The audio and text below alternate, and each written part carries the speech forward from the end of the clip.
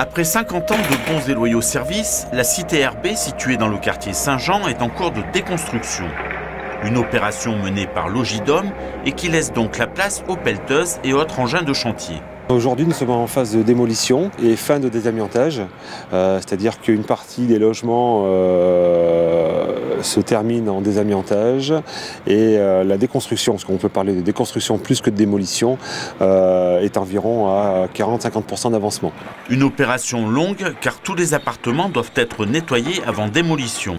Dans les appartements, donc il y a une sorte de curage qui a été fait dans les logements, c'est-à-dire tous les encombrants qui pouvaient être laissés par les locataires ou les parties qui pouvaient être recyclées ont été déposés manuellement par l'entreprise Perrier. Ensuite, la zone a été protégée pour que l'entreprise sous-traitante de l'entreprise Perrier puisse ensuite procéder au désamiantage. Et maintenant, on est vraiment dans le dur, c'est-à-dire qu'on est en train de démolir toute la partie structure des bâtiments.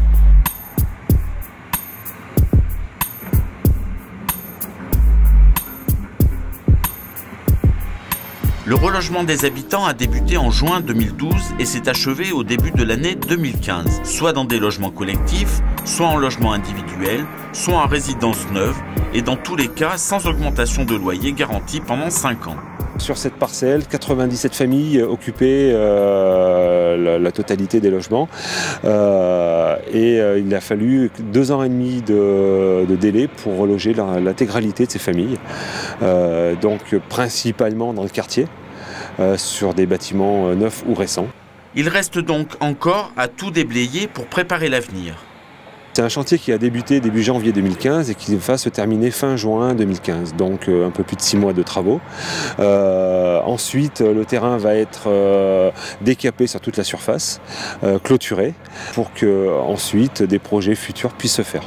Et l'avenir, c'est la ville de Clermont-Ferrand qui va s'en charger avec un quartier qui va se transformer beaucoup à long terme.